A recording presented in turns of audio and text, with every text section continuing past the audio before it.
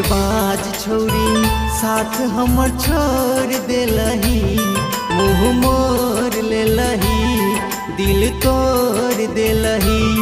धोखेबाज छौरी साथ हमर छोड़ देलही, मुँह मोड़ लेलही, दिल तोड़ देलही। धोखेबाज छौरी साथ हमर छोड़ देलही, मुँह मोड़ लेलही, दिल तोड़ देलही। धोखेबाज छौरी मुँह मोड़ लेलही, दिल तोड़ देलही।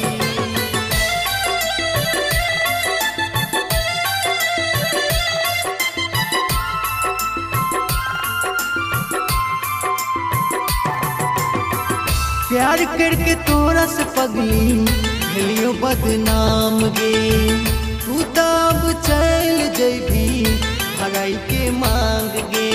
हाँ हो प्यार करके तोरा से पगली भेलियो बदनाम गे, तू तब चल जैभी भगाई के मांग गे।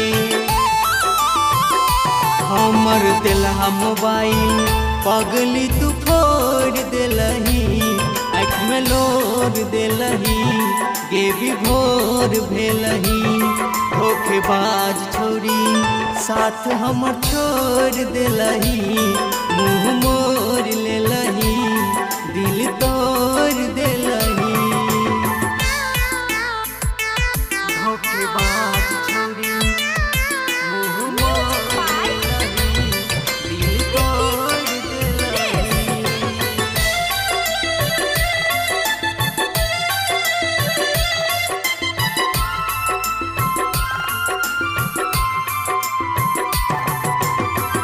दिन में बितावे के अब नहीं रहले आसान गे, याद तोहर तो हम होइबो परेशान गे। हाँ हो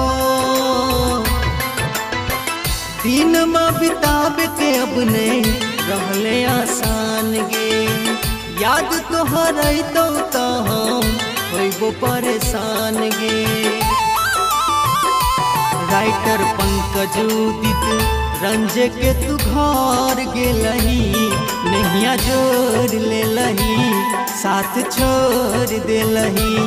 धोखेबाज छौरी साथ हमर छोड़ देलही, मुँह मोड़ लेलही, दिल तोड़ देलही।